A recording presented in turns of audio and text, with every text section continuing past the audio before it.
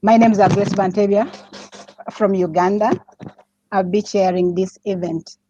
Welcome and thank you everyone in the audience for attending this important event where we are launching an important report on gender, power, and progress and how norms change. This event is live and we'll be tweeting, and I think we'll be tweeting from the Align Gender, and we also have a hashtag gender norms. So please feel free to communicate, to link in and tweet. This meeting comes at the time when we are celebrating 25 years of Beijing, 25 of Beijing Declaration and Platform for Action. We know, and evidence shows, as will be presented in this meeting, that the global gender equality agenda, since that landmark time, we've witnessed a lot of change and progress. But at the same time, as will be evident in the presentation, there has been the progress has been slow and sometimes stagnant, and in a number of cases, regressing. We'll be discussing the gender norms. We know that gender norms are part of the general social norms in our societies. It is evident, even in the report that we'll be hearing this afternoon, the pivotal role played by the gender norms in influencing progress, and sometimes also, and a number of times, the setbacks and stagnation of stagnation of gender equality and rights. So these are not disputed events, as we'll be hearing in this meeting. We know, and we are also aware, that there are other events apart from social norms. The COVID-19 effects, the evidence shows, have led to retrogression and also setbacks in the promotion of gender equality and women's rights. We also know other effects of climate change. But for now, for today and this afternoon, we'll be focusing on gender norms. Globally, we also know, and it will be evident as we listen to this presentation today, there is growing interest in trying to understand gender norms and knowledge of how these gender norms have been changing. The questions have ranged from what is really going on, what is changing, and what is the form of the gender norms that are changing, and what are those that are not changing? In what area are we witnessing changes in gender norms? How are they presenting themselves? More questions. What is driving the setbacks? What is driving the changes? What is reversing, and how is it reversing? We have so many questions. However, we are also given some light, the winds of change, on a positive note. And there is a momentum and evidence building that social norms, some of the social norms have changed, as we'll be hearing from this report. And they are influencing a number of parameters and a number of sectors. With me this afternoon, I have three presenters, contributors to the report, who I want to present to you. These are scholars who have worked so hard to put together a report that will tell us what is happening and how gender norms change. The first panelist I want to present to you is Carolyn Harper. Carolyn Harper is the Align Project Director and Principal Research Fellow at ODI. Caroline has worked on issues of inclusion, gender, age, and poverty for over 30 years, including 14 years with ODI, 10 years residence in East and Southeast Asia, and previous employments as a consultant, and also with Save the Children as head of research and policy. She has a PhD in social anthropology. Caroline, you're most welcome. Before Caroline can take the floor, I would also like to introduce the other two panelists, great panelists. The second one is Rachel. She'll be coming next after Caroline Harper. She's the Aligned Senior Technical Advisor and Senior Research Fellow at ODI. Rachel wrote the report chapters focusing on education and paid and unpaid and net paid work. She has focused on various aspects of social and gender norm change in recent years, with a particular interest in the role of formal and non-formal education, mass and social media, and development of gender equitable masculinities. Anita Gimaya, she's a director from Nepal Institute of Social and Environment Research. Anita led the Align History and Change series in Nepal and has undertaken multiple research projects on gender norms and social change in Nepal. Those are three women who have wide experience, and we could not have got any other person than these three who are going to share with us the report. I would like at this moment to invite Caroline Harper to start and make her presentation. And you have 10 minutes because we would like to make this event very participatory with our audience, which is online. And so please try to keep the time so that we can allow as many comments and interaction as possible. You're welcome, Caroline Harper. Great, thank you very much, Grace. It's lovely to be working with you on this panel again, and I do want to say a special thank you to both Grace and Anita, who we've worked with for many years on gender norms and shared many sort of learnings together, learnt from each other. It's been a fantastic experience, and they've both been enormously helpful in our understanding of gender norms. And also this report is a product of the Align programme, so we're also grateful to Gates Foundation and the Government of Canada who are funding that programme. So I'll get straight started, and I'm just going to share my presentation. So just one moment. Okay, so this is our new report, and we're delighted to be launching it today. As Grace has said, this year is a super year for issues around gender equality, being the 25th anniversary since Beijing. And of course, with many events and actions planned for 2020, COVID has forced a change of track for us all. And over the past few years, we have seen many difficult and polarizing forces for many countries, both at a domestic level and internationally. The global rise of populism, the effect of a US Trump leadership on commitment to women's rights, especially sexual and reproductive health, and of course COVID, which has prompted excessive levels of gender-based violence and many impacts on care work and paid work for women. But these challenges make our report on progress since Beijing all the more apposite, because what we demonstrate is that setbacks and backlash such as these are almost business as usual. Change takes time, a long period of time, and we encounter much resistance and many obstacles, but change happens.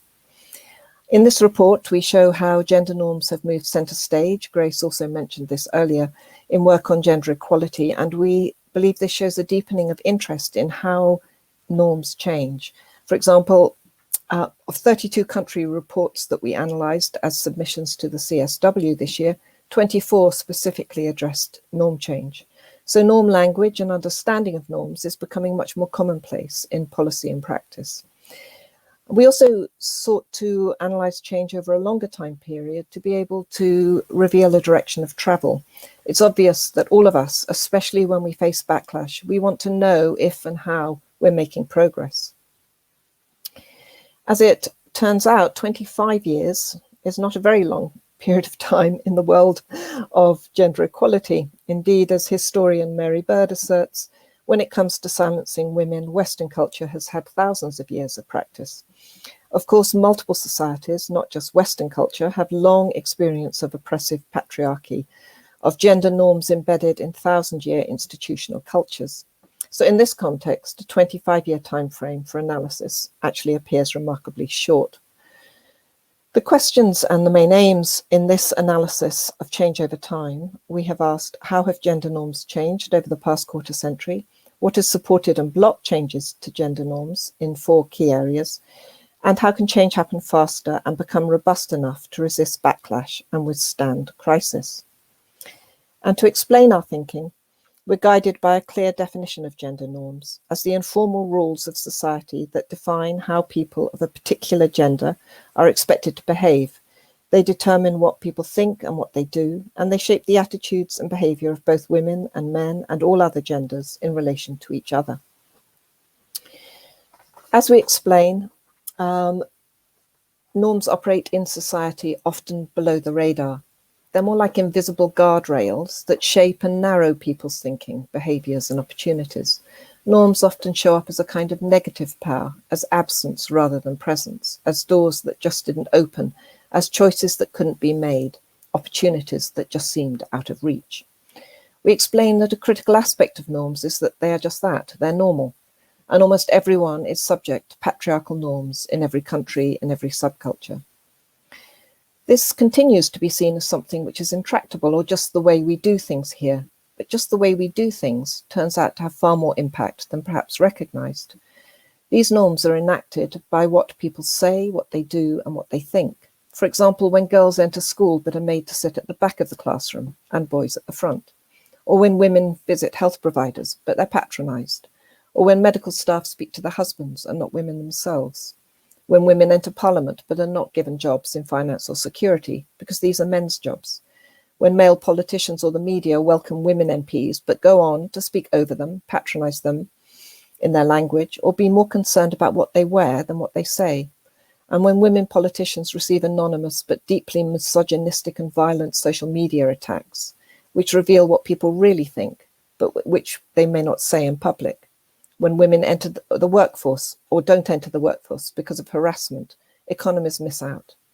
These are the invisible norms, the way we do things here, which are hugely costly to society. Every area we look at requires more committed action, specifically on discriminatory and harmful norms, whether it be in schools, in the workplaces, in religious bodies, or in institutions of power. Gender norms don't benefit all men, and conversely, both men and women can be seen to uphold them. And challenging norms is uncomfortable, difficult, and dangerous. But women and men have been doing this for millennia. Importantly, patriarchal systems combine with other systems of control and oppression, so the interest in favour of maintaining them differs in different contexts. Intersectional feminism was coined by Kimberly Crenshaw to articulate what she described as a prism for seeing the way in which various forms of inequality often operate together and exacerbate each other. The experience is not just the sum of its parts. In this report, we describe how individuals create and maintain institutions and reenact within them many of the same norms that shape their personal lives. Thus, changing individual hearts and minds is tied also to changing institutions and structures of power. And the types of institutional change we need can be very significant, prompting much resistance. As historian Beard writes, you cannot fit women into a structure that is already coded as male. You have to change the structure. Understanding these types of institutional breaks to progress illuminates where deeper engagement with more intractable issues may be needed. Finally, we also look at whether we can identify core actions, a sequence of change, or a set of priorities for actors to focus on. On this front, there's both good and bad news. where norms appear to change quickly, it may be that we're just witnessing one galvanizing moment, a final trigger at the end of a very long process of change. For example, the introduction of the contraceptive pill in Europe and North America was pivotal in affecting changes in long-held norms. And indeed, this technology was a vital part of the change process. But there was a set of wide-ranging changes already underway, and the pill built on these, enabling millions of women to enter the workforce and higher education. There is therefore some evidence that there is indeed a sequence of change. Analysis in the USA and Colombia identifies a general pattern of progress towards gender equality, starting with educational achievement, moving on to and into playing with greater control over fertility, subsequent participation in the labour force, and empowerment regarding political voice. And each advance reinforces the next stage, and there's interplay between all stages. But in our analysis of data over 25 years, it was hard to find this linear pattern of progress. We found progress, but progress that ebbs and flows and is most definitely not observably linear. This type of society-wide change is unpredictable and can take generations. The best we can do is work with agility on all fronts at once and encourage awareness and action specifically on gender norm change. So this assessment of change we complement with a new conceptual framework to illustrate how norms change. The maintainers of norms at the base of this diagram include sanctions and rewards, sanctions such as violence and gossip, and rewards such as status and inclusion. These hold norms in place and are extremely effective. Moving upwards, we must note the systemic barriers which compound discrimination and make change for certain communities harder than for others. This includes the effects of intersectional discrimination, as well as isolation and poverty. The patriarchal breaks in the next step are often invisible. They exist in people's minds, in their hearts and behaviours, and in their social expectations of what others should do. It does also include organised resistance, such as when there's pushback, for example, by religious groups on women's fertility rights. And at this level, there exists a web of norms which include intersectional norms, and which means action for change is not a one-size-fits-all. The forces for change cut through all these boundaries, and the effects of change action scatter throughout, sometimes deliberately targeted, other times a knock-on effect or unpredictable impact. At the very top, we see that importantly, a changed norm can deliver more change. A girl in school, a woman politician, a woman in decent work. These individuals and the communities which support them spread new ways of doing and a change in hearts and minds. These forces for change figure in this report as we analyse in each area what has made a difference over time.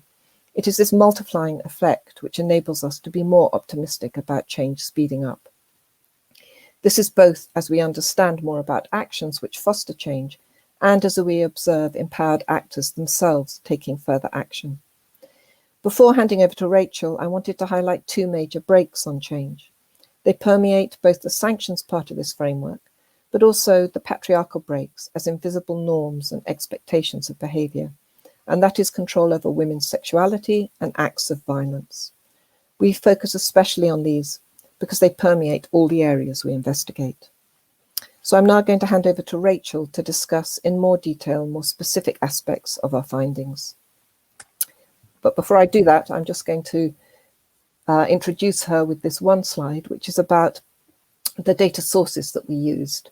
We used quantitative data going back 25 years to the World Values Survey, the DHS, and World Development Indicators.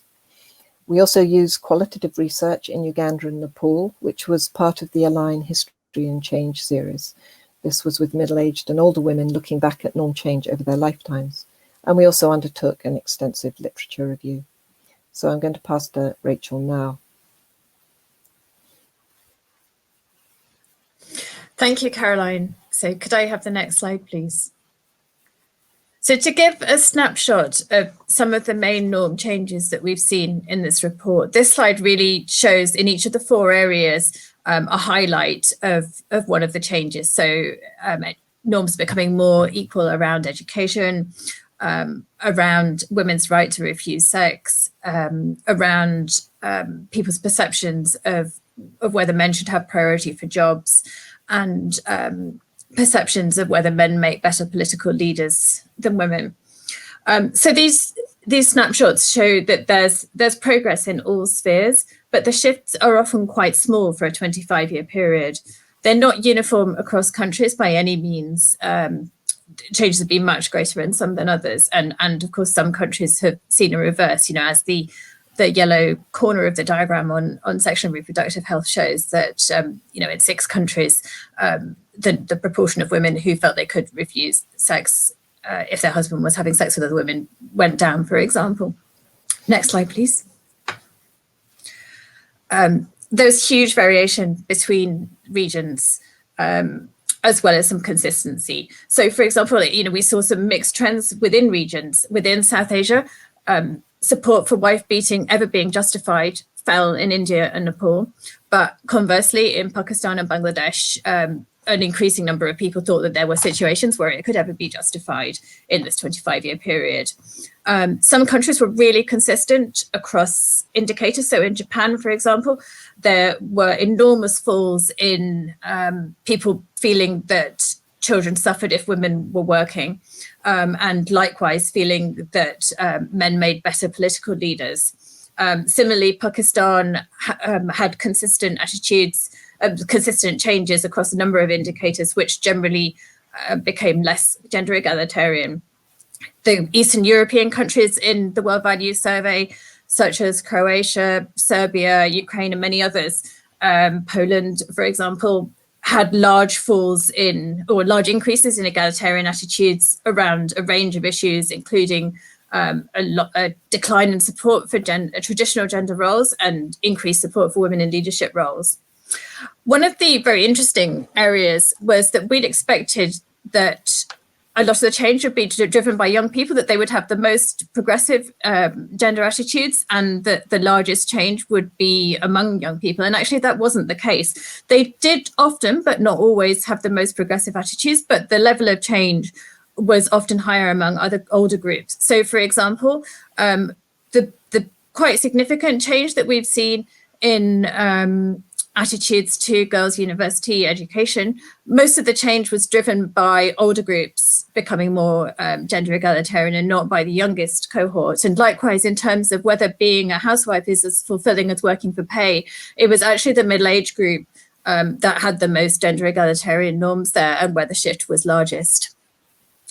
The other thing that we looked at in the report is how strongly changes in attitudes relate to changes in outcomes. And we're aware that attitudes and outcomes are the proxies for norms, and that's because the large-scale norms measurement is still very limited.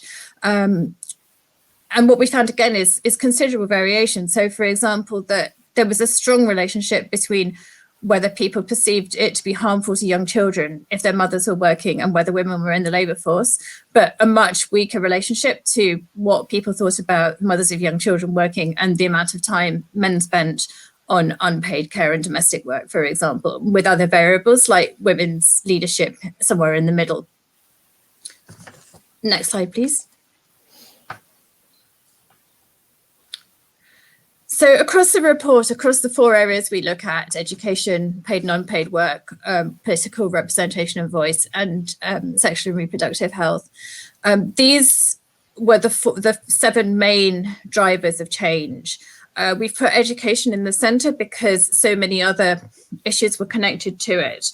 But the key point that I wanted to bring out really here is that all of these forces were very much connected and led to change in one another. We're focusing here on the large-scale drivers of change, not on projects and programs, which of course do play a very important role, which we'll pick up later. But these are the larger forces that seem to have contributed to change over the period of time we looked at. So to give an example of these interconnections, for example, investment in education has helped normalize girls attending school. As is well known now, there are many countries in which actually the numbers of boys who are out of school are higher, particularly in secondary school. But we also know that it's the poorest girls are often the ones who are not in school. But anyway, so the increase in education has normalized normalized girls' education to an extent. It's made it possible for more women to enter the workplace, but that's been very much in concert with increasing economic opportunities. But women would not been able to take them up if they didn't have more access to sexual and reproductive health services, for example, and norms hadn't shifted to enable them to control their fertility, to agree on a smaller family size, and so on. And that in turn has been very much driven by media. It's been driven by having visible role models, whether that's women politicians, whether it's women entrepreneurs, whether it's community leaders. So all of these factors have very much played a role. And a bit later in the presentation, we'll talk a bit more about ways to support change in each of those areas. Next slide, please. But all of these drivers, as Caroline mentioned when she was outlining the conceptual framework, also come up against patriarchal breaks. So focusing on three then. The first I wanted to talk about is reputation. And you'll see some quotes here from the qualitative work that respectively Grace and Anita led in Uganda and Nepal.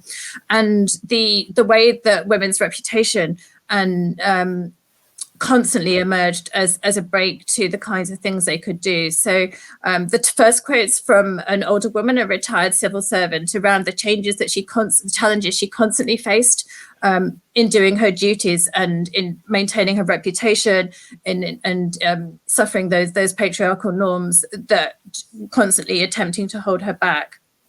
The word cloud on the right shows some of the labels that the women in the research talk that they were constantly called as they tried to step into other spaces. You can see that some of them are around sexuality, for example. They're being called prostitutes, they're being called ball breakers, they're being called improper women, and then some of them are around domestic chaos, neglected children, neglected husbands, and that sense that women who are stepping out into spheres that women haven't been in before, such as politics, for example, such as business, even going into higher education,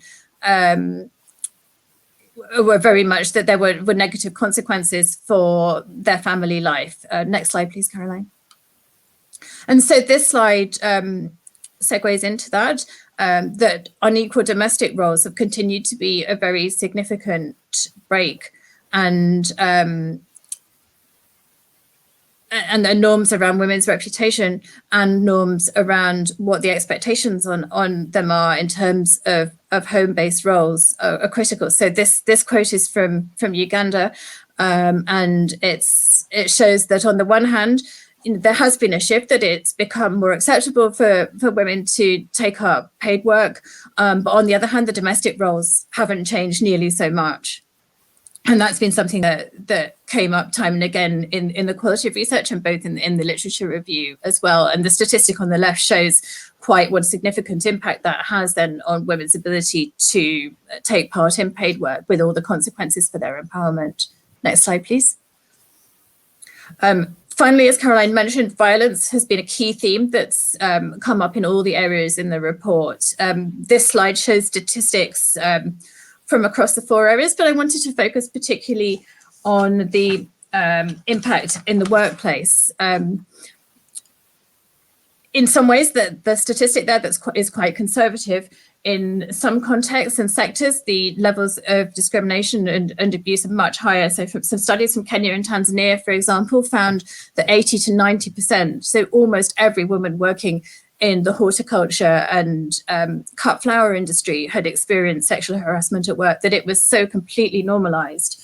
The other point I wanted to make here is that one issue that we found a lot in compiling this report was that there wasn't always very good disaggregated data, that it was hard to get a very clear picture of how different social groups, how different groups of women and men were being affected by different norms. But this is the area of sexual harassment is one area where it was really very clear how much intersecting forms of discrimination affected women's experience. So norms that didn't only allow people to sexually harass women, but also that discriminated against other marginalized groups. So, women who are migrants or refugees, women who from minority ethnic groups, women who were among the poorest, and young women all faced higher amounts of sexual harassment.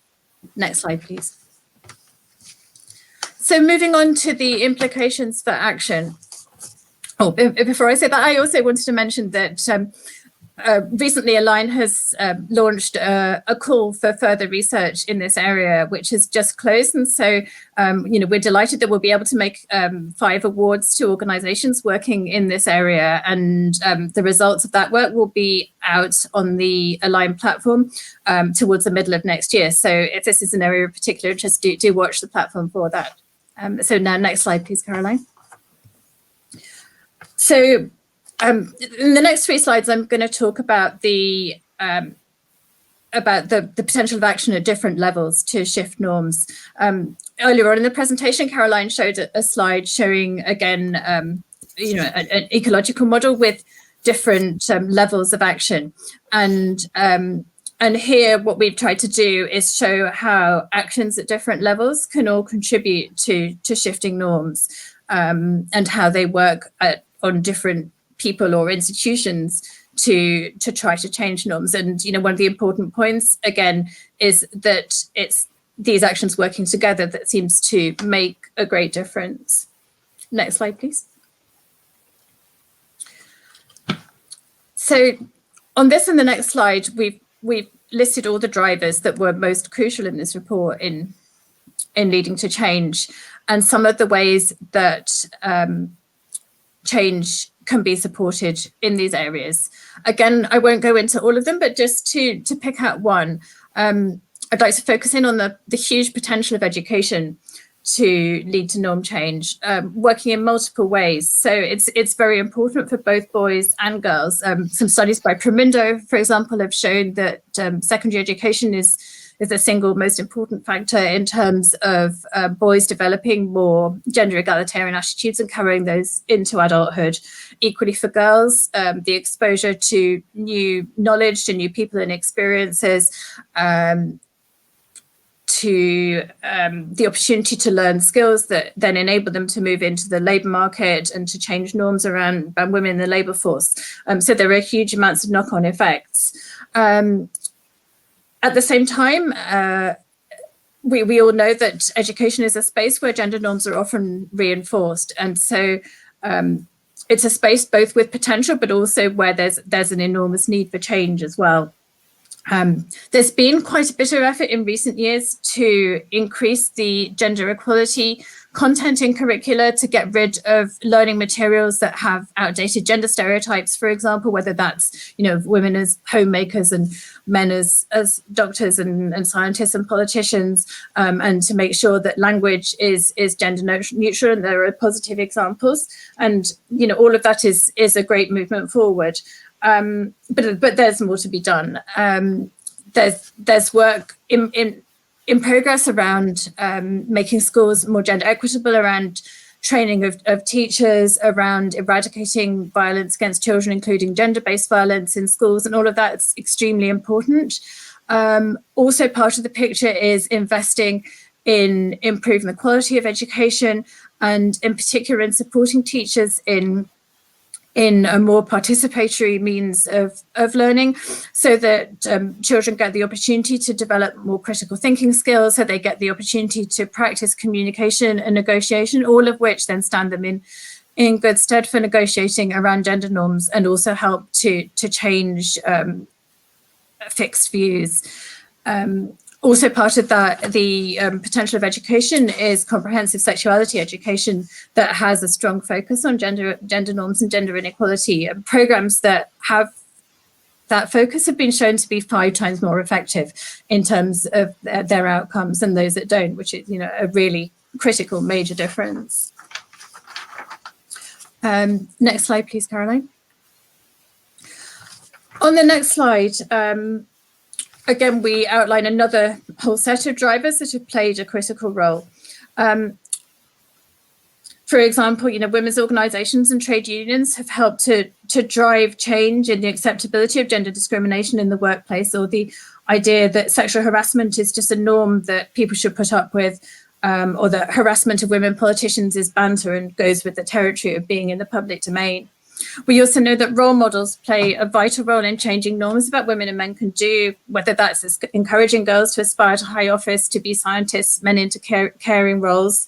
And this also highlights the importance of visibility in the media, and especially so for multiply disadvantaged groups. A slogan that we've been hearing more and more of late is, if you can see it, you can be it. And that really encapsulates the importance that that people of all kinds of backgrounds are represented, and that those intersecting marginalities. For example, that there are Black women scientists on TV in countries where historically there haven't been, or that there are women and men with disabilities again being represented and starting to change norms about what's possible, what people think is possible for different groups. With this slide, I also wanted to highlight a little of Align's agenda going forward. In the next 2 years, we'll be focusing very much on the role of gender equality-focused social movements and propelling changes in norms. We're defining movements quite broadly. It's both organised movements and also individuals who sort of see themselves as part of a movement through their connections on social media. And we'll be looking more at how different social movements work to try to change norms around gender-based violence and other factors, through their use of the media, through campaigns, how it is that perhaps by campaigning, they can then lead to legal change that then shifts norms. And so if this is an area that you're working in, then we would be really very, very keen to hear from you and collaborate as we develop this programme of work moving forward. So moving to the final slide, please. This slide just sums up some of the changes and gaps.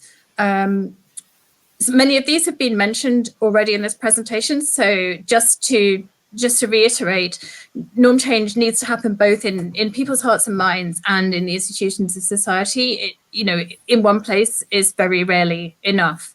That for people who are working to change, it needs to be multi-sectoral, that actions in one area can be much more than the sum of their parts, and actions on their own are missing out on the whole potential.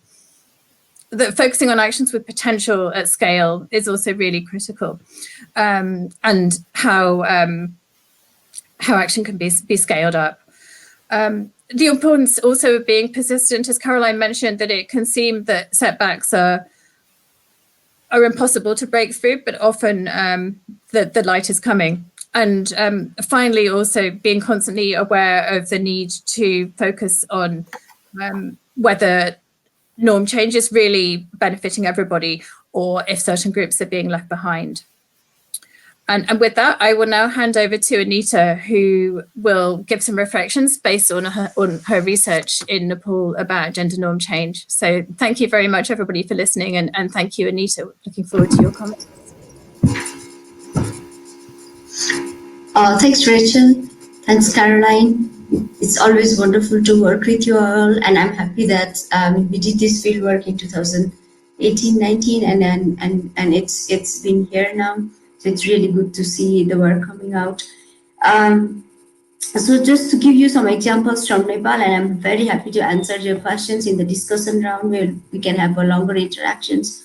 So just like Caroline and Rachel marked, there have been some improvements in some areas, whereas some stagnation and some going back in the other areas. So for example, in terms of education, we now see a lot more girls going to school and enrolled in school. But if you really look at higher education and then the outcome of education, that is where there is still gap. So while men can choose to go for higher education and then choose the job or go into job, the completion of education does not always connect for job with for women. So there are some other social norms that come into play, and then this gets reflects in the family's decision around educating a girl child versus educating a male child. So if when resources are scarce, for example, you will see that education for girls gets pushed into the back and boys get priority, both in terms of the length of education, but also in terms of quality education, for example. There has been some slight change around marriage and family, and this is one important change in Nepal, So previously, most of the it's more about partner choice. So previously, partner choice was very stigmatized.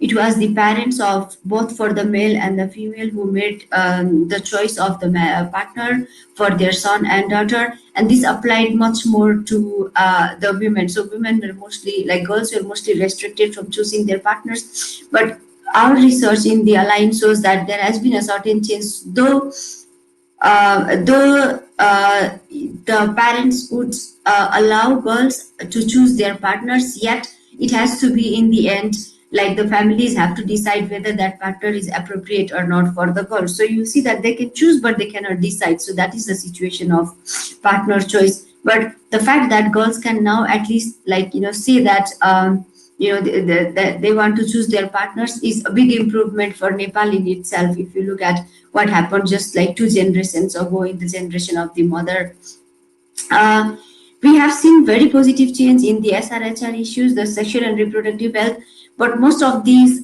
changes are not in because of change in norms itself, but more because of the availability of service. A lot of donors, the government of Nepal, and NGOs have worked very hard in improving access of women to SRHR services, and this is one major push for change. It's not it That's one major driver for change rather than people's change in norms.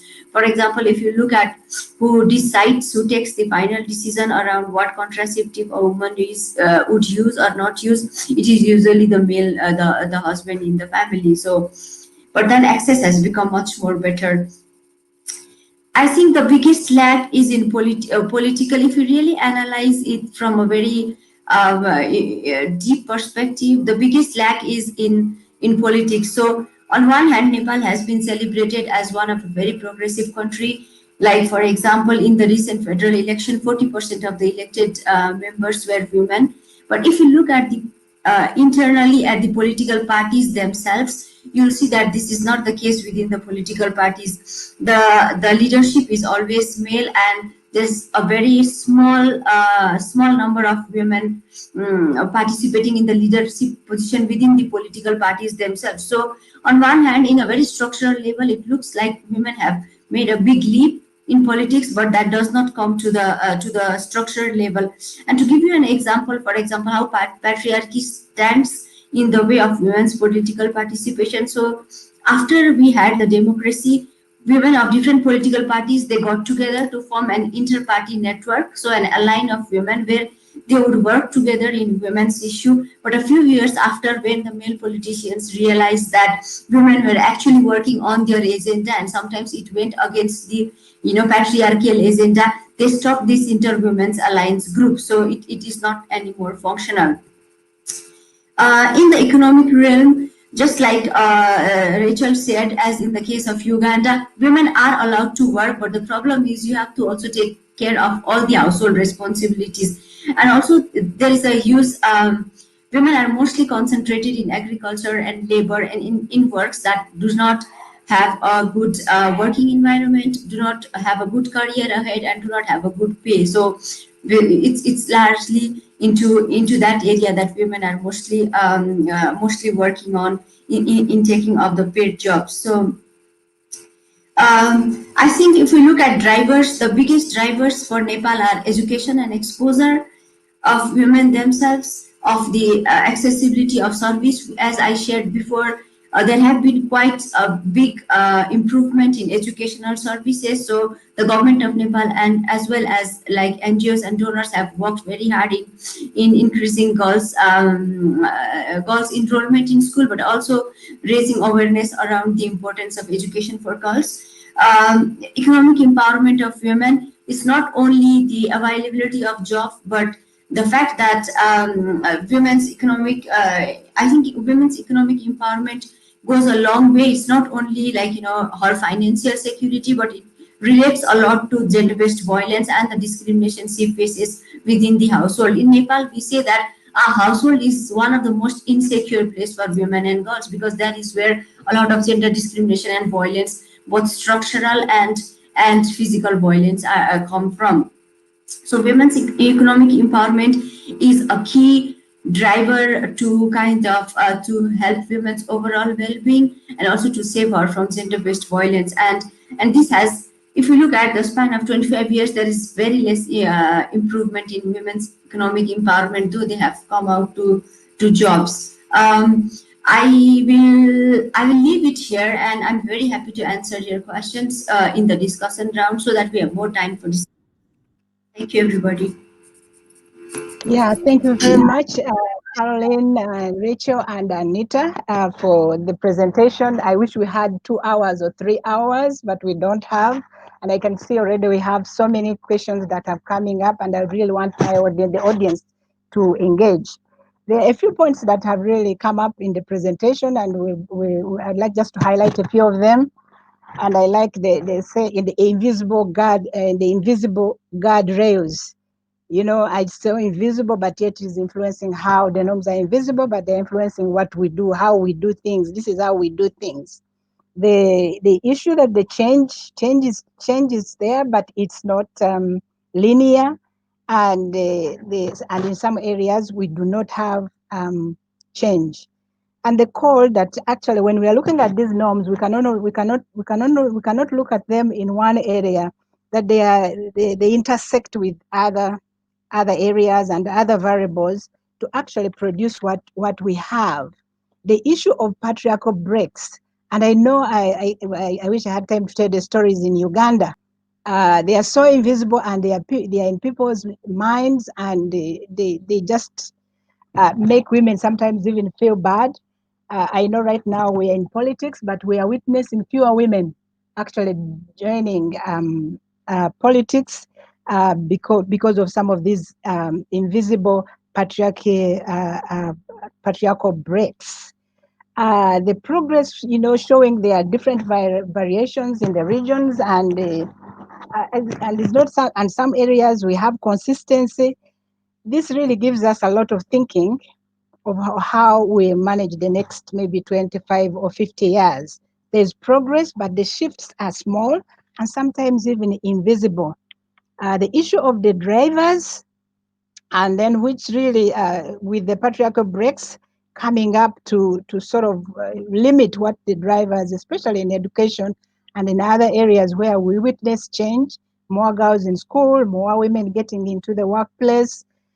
There's a slight shift in sexual and reproductive health. In Uganda right now, we have a very, very big discussion, and the policy on sexuality education had to be withdrawn because the religious leaders said, no, it's not acceptable. It is foreign. It's not Ugandan. The issue of unpaid care work and unequal domestic work, that seems to be shifting really very like snail kind of progress. While women are working, they're still doing a lot of work. Currently, we are working on a project on unpaid care work, and the discussions were interesting. And the men were saying, well, unpaid care work makes us less of men. Patriarchal breaks coming in. Men have to remain men. The issue of gender violence, we are now discussing the 16 days of activism.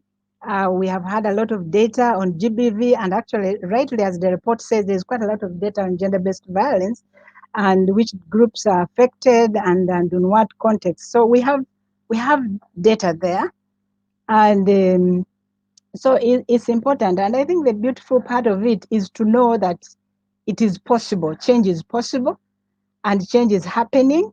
It may be slow, but we are getting there. And I think, as the conclusion was, that we really need to work more on the systems and the structures, but also, in multiple ways, and targeting different parameters in order to drive the change and to build on the change that has happened. The challenges notwithstanding, and the gaps, I think for me, what I take from this, that it is possible, the change is possible, though slow. We can definitely, we can celebrate the few changes. And Anita, thank you for sharing the experience of Nepal.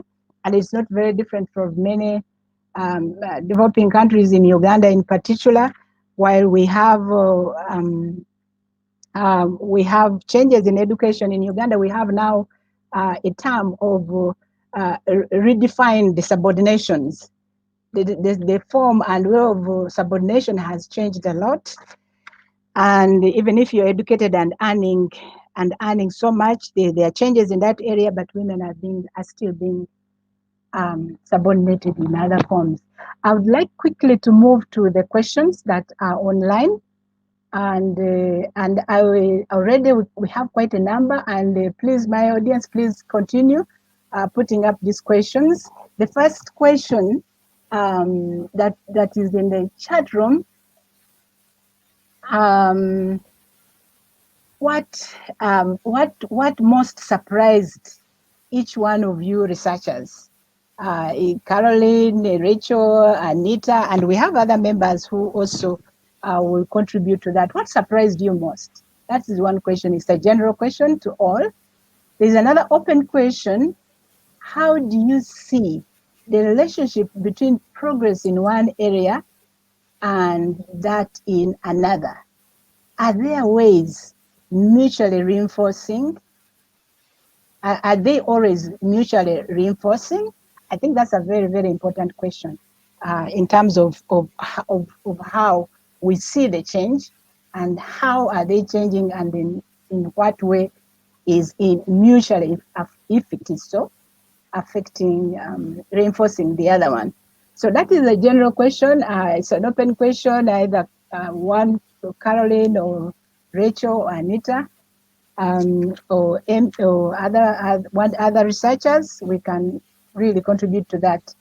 The third, I'll read 3 questions and then we can have some responses. The third one, how do you convince men that it is in their benefit to relinquish some of their power they hold for a more equal society? It's an open question. Even that one is an open question. So for now, I will, I think, ask one of you. I don't know who would like to go first in responding to one of those or 2 of those questions. That's great. Thanks, Grace. Maybe I can go first and then pass on to some of the others. And it would be very nice also to hear from some of our other authors, especially on the first question about what surprised each of them about the research. I'll just kick it off and then pass on. In terms of what surprised me, both about this research and also about the work we did with Grace and Anita, and I also want to mention Carol Watson, who worked with Grace and Anita very closely. I hope she's able to join us today. I'm not sure if she was, but she was a fantastic help to us in undertaking this research. I think there were 2 things. One was the sort of virulence of the backlash against women who dared to stand up. And I think I could listen to Grace and Anita all day, but there were some examples which Grace found in Uganda, which were really quite shocking. And I think this occurs also in, we're seeing it very much in the UK, the anger expressed on social media to women politicians is frightening. And I know there was a case in Uganda where one woman activist, she won the Worst Woman of the Year award for standing up and protesting against some religious motions. And the Worst Man of the Year that year, I think, was Joseph Kony. So this is the scale of backlash. And I think that I knew it was there, but actually seeing it was surprising. The other thing was the length of time. And at first I was a little disillusioned when I read, all the sort of reports from all our authors about how long it took for change to happen. But actually, in perspective, when you think how long we've been battling against this, I became more optimistic in that I think it is speeding up, but it is just a continuous ongoing battle. I'm going to pass on to Rachel. Perhaps she can also speak to one of the other questions. I'm happy to come in again later, but I want some other people to speak. Yeah, and if you can be brief, because there are really a number of questions. Rachel also has another question which is waiting for her. As you respond to one of those, there's one question for you. You mentioned norms are hard to measure. What are the best tools for measurements? and how could this be better expanded to ensure stronger understanding of norms in the future? So Rachel, you can go and then also link up with that question. Okay, thank you. Yeah, I'll actually go first on that question, and perhaps Emma can come in afterwards. I think that there is now progress on quantitative measurement of norms. For example, in the most recent round of the World Values Survey in Zimbabwe and Ethiopia, there were questions around whether people's perceptions in the community were a barrier to women working, whether they would be disapproved of or not. And I think doing that on a larger scale would be very helpful in terms of understanding norms. I think with norms, it's very important also to make use of qualitative data that shows how people's perceptions are changing, what they see as most important, and so on. I'm aware I talked a lot. I would like to hand this to Emma, but I would also like to give other researchers a voice. So perhaps I'll do that and then come back for any other questions directed at me. Yeah, Emma, would you like to say something? Yes. I would just say briefly that I would echo what Rachel said about the plurality of methods being extremely important. And I think what's really encouraging is that there have been some moves in survey-based measures, at least in recent years, to measure norms a lot more simply. And I think that's going to bear fruit. Rachel's mentioned the example of the latest round of the World Values Survey. And there's also a lot of survey-based methods that many NGOs that are developing that I think will also yield promise. But yeah, happy to discuss further, but I also want to give others time to speak. Yeah, can we have Rachel? Rachel George, do you want to comment on how we can convince men? There was a question on how we can convince men that it is in their benefit to relinquish some of the power they hold for a more equitable society. Yeah, sure. So this is something the other authors can probably speak to. I worked on the politics section, but it's definitely an element of empowering women's voices and including more women in the political sphere to convince men of the mutually beneficial nature of having a very inclusive, diverse political space. There are activities and programs sort of at the practice program level of engaging men, for example, in the field of politics, with gender sensitization programs that educate men around the impacts of certain forms of harassment on their peers, and these sorts of programs. But there's not a lot of evaluation evidence and a lot more learning, I think, in that specific field. So I'd pass that to others. And I might just quickly say what was surprising, if that's of interest, just on the politics side. I was very surprised that the assumption I held that having more women in politics, just having more women out there, does not necessarily lead to widespread change in the sexist attitudes about them. So it was disheartening to see that just expanding women's voices and seeing more and more of them does not inevitably lead to that widespread, deep societal level change, which I think is important to recognize, but not get too disheartened by in terms of moving forward. We have Sophia on board. Do you want to respond to any one of those questions? There's also another question which has come up. What impact do you think COVID-19 will have on gender norms, negatively or positively? It's an open question, and yeah. Sure, yes, thank you very much. I do just want to say a couple things about what I found surprising as well for the sexual and reproductive health chapter, as it kind of brings a couple of the other points together that my other colleagues have said. But first, I think something, and this goes back to the tools that are being used to measure norm change. A lot of the data comes from demographic health surveys, and I know my colleague Rachel spoke about, overall trends in how women see the acceptability of saying no to sex, right? Refusing to have sex with their partners. And I think that was the kind of the overall trends. But when we look at what the data says for the different reasons, there are 5 different reasons. I just want to compare 2. So one is about if they're justified in refusing to have sex when they know that their husband is having relationships with other women. And it was a lot higher for that than when compared to, for example, the justification for saying no, for refusing to have sex when one's tired, when the woman is tired, right? There are a lot less, they say that it's not as acceptable to refuse sex when you when you as the woman is tired. And I think that's really important because it shows how we will put our own kind of wants and desires and needs aside because we think men have this right to sex. So these kind of like nuances within the data and the tools and how they're kind of pulling out these nuances, I think is very interesting and very surprising.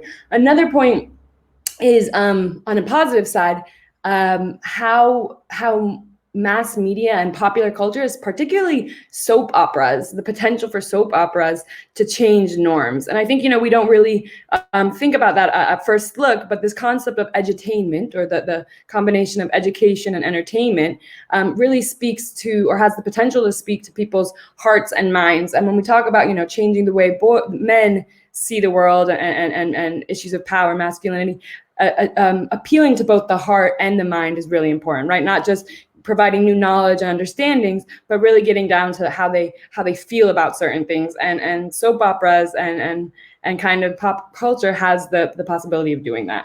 So I will speak to that. In terms of COVID, each of the sections does have a part on how norms change, or how everything changes under situations of crisis. So my other colleagues can speak more to that, but we are seeing, of course, huge spikes in gender-based violence and a lot of kind of reverting to old habits because of the economic stress and because of, feelings of isolation and being all together in lockdown in the same house. So of course, that is definitely shaping norms, and we do address that in all the sections. So thank you. I'll leave it so much. Mm-hmm. Thank you so much, Sophia. And it's very, in Uganda, they say women do not fall sick. And so whatever condition they are, the sex is just, they must, they don't fall sick anyway. I know we are running out of time, but there are a few questions I'd like some responses. Does the study present any findings on how the concepts of masculinity have changed? It's an open question. I don't know who would like to go for it. And the other one, we think we don't have much time. Have you found any pushback from women on the changing gender norms to drive more equity? So we could briefly, those two. Why don't I just answer one or two, and I don't know if Anita wants to pick one. I can see in the stream that there's a lot of questions, and I would just say that what we usually try and do is answer the outstanding questions and post it on the website. But I can see that we can stay for another 10 minutes, and I hope that many of you are able to stay with us. So we'll go through as many as we can. Just on the question about the relationship between progress in one area and that in another, and are they always mutually reinforcing? I think what we found in studies that had looked over a longer time period was that there was quite a lot of reinforcement between particularly sexual and reproductive health, education and work. And one of the findings from both the USA and Colombia, who did this work, was that when employers and educationalists realized that women could control their fertility, they took them more seriously. And they thought that, okay, they're going to stay in the job, they're not going to get pregnant and drop out. And the same with education. So it was actually had an impact on the employers and the educationalists in taking women more seriously, as well as, of course, impacting on the women themselves, who were able to plan and to make plans, which previously they hadn't been able to do. So there does seem to be quite a lot of reinforcing complementarities between the different areas, but it's quite difficult to observe the sort of linear nature. It's very messy. Then on the sort of meta-masculinity questions, if I just speak more generally to those, I mean, obviously everyone knows Promundo has done great work in this area. And I think, what Promundo have found and what we've observed is that men benefit from some of these changed norms.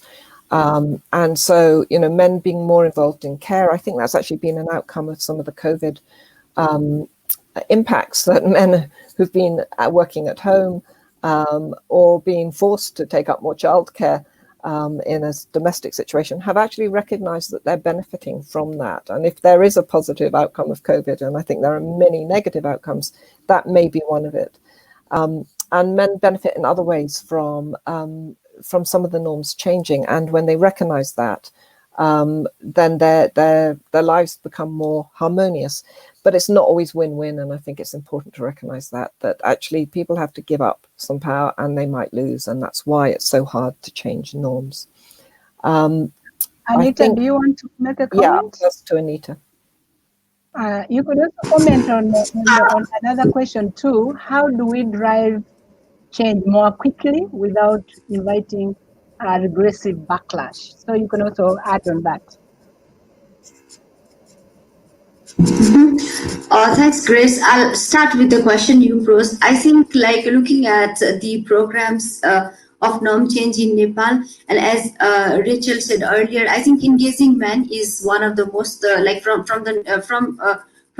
what I know of in South Asia and in Nepal, I think engaging men is one of the most fastest way to change norms. Even in our research, we saw that when father-in-laws really want to send their daughter-in-laws for higher education, there's no one in the family that resists. So there are it has always been, because men hold the power both in the family and in the community. I think convincing men why it is beneficial to them to empower women is, I think, the fastest way. But and working along with that is also changing women's own perception of these norms, and and internalizing these harmful norms. What I was surprised in this research, for example, is like how women also internalize these norms, and then they really thought that they should stick to those norms. So I think working in parallel, helping women to really see what are the other avenues and what are the other good practices from elsewhere, but also working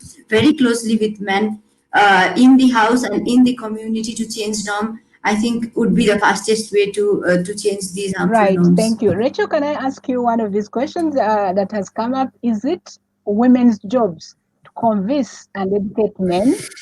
Is this the right way to approach this topic? Yes, Rachel. Okay, great. Thank you, Grace. I think women have a role, and I think men and all other gender identities have a role too. I think if we say it's not women's role, it means that too much of women's and girls' experiences might be ignored and silenced, and it is really important to hear from women and men, to women and girls, and those voices actually make a huge difference, because if you don't hear from the people who are really affected by discrimination, you don't know how it impacts them. So I do think that women and girls play an important role, but equally, there has to be a significant change among men and boys as well. There were a couple of other questions that I wanted to come in on. One was about, how can you achieve change in masculinities and convince men to give up power? I do think that education plays a vital role, and at all levels, from young children in preschool, in showing that certain toys are not only for boys, and certain toys are not only for girls, through the way that they experience schooling right up to the end of it, just observing both from looking at studies and what I've seen as a parent as well, where schools do just make it part of the norm that, we respect everybody regardless of their different identities. And so we treat everybody equally according to gender. We treat everybody equally and fairly, that we don't tolerate any sexism, we don't tolerate any racism, and so on. And, if children are exposed to those concepts of equity from a very young age, then it does really become much more part of their psyche, and it's something that they bring forward into adult life. And I think human rights education, which often frames it a little bit more broadly, so it's not only about necessarily being called gender equality, which can sometimes evoke resistance, but it's framed within broader principles of human rights, can be a way to do it. Of course, in some contexts that won't be the case, but I have seen some studies that are really positive around that. And I think Sophia also wanted to speak again. Sophia, you wanted to respond to number one? Hello?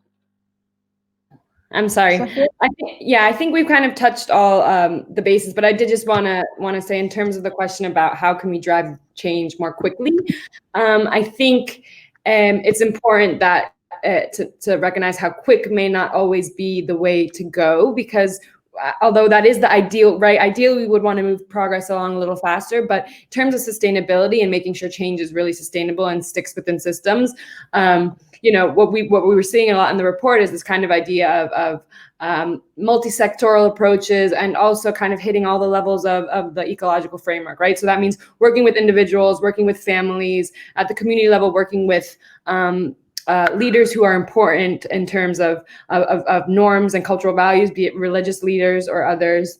And then, when we talk at the top level, of course, law and policies are important, but also how these policies are implemented, who is in charge of enforcing the law and holding people accountable. So I just wanted to mention that and recall the kind of framework that we're using in the report. But I think that the rest of my colleagues kind of touched on that already. So thanks. Okay, I think we are. There was one last question. I know we are running out of our time, even the one we have just been given.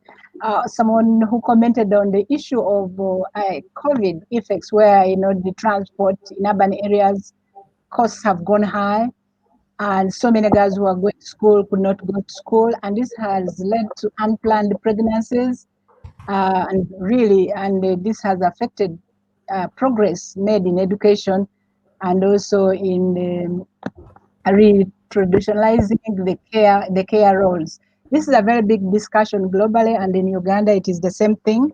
Now the ministry is collecting data, and it's so sad to see so many girls who have not been able to go back for primary 7 or senior 4 because they are already pregnant.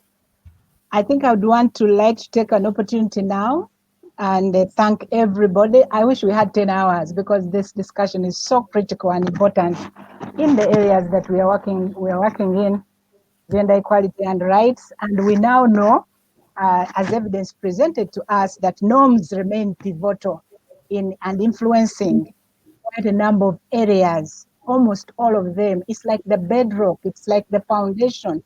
They're the foundation, and unfortunately, they are so structural and institutionalized, they are expected, that we have to carefully sort of unweave them and see the linkages and connections, because they don't operate in isolation.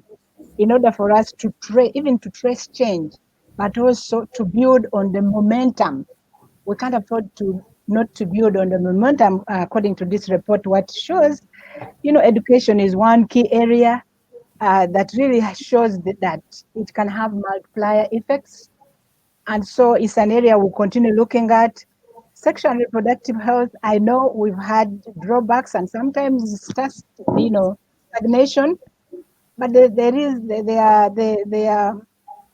are opportunities, and we are seeing them, because not of norms changing, but because of services, because of the campaigns by civil society, provision of family planning, methods. Women and girls are taking advantage of those, and so it may be slow, but there are changes. I think in politics, for me, in my country, we are surprised that there are fewer women, and the politics have actually been, masculinized, and they are violent, and so many of the women are not taking them up.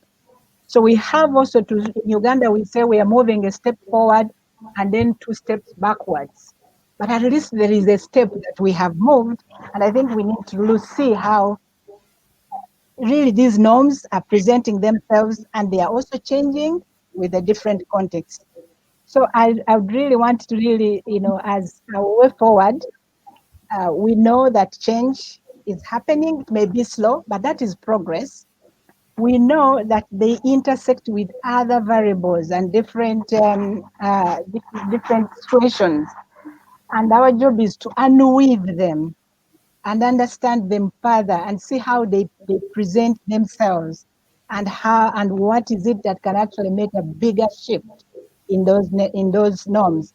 One of the researchers recently said that maybe we may want to focus a lot on changed behaviors rather than talking about the just pushing the norm, because evidence shows that when behaviors change, norms also tend to shift with it. And from this report, we have that evidence. And lastly, the recording and excellent discussions that we have had, the recording will be shared with all of us who have attended. And any question that has not been answered will also be, will get a chance to be addressed. And please, you can continue posting some of these other questions. And the engagement is not ending now. The report gives us really steps to take, and has actually opened, I would say in Uganda, has opened our eyes to a number of things, because many times many of us who are senior citizens were beginning to feel so sad about all the energy we put in when we were very young, but I think there is hope. I want to thank the panelists, and I want to thank everybody and the technical people behind this managing all of us in this meeting, and the super audience that we had and smart. So thank you very much, everybody. It's been a pleasure really being your chairperson for moderate this session. I wish we had 5 hours, but it's not possible. Thank you so much. And I have already seen, I think the report is up already, isn't it? The report I see it on the website, and so we should be able to read it. And there are lessons for each one of us. So hearts and minds, thank you very much. And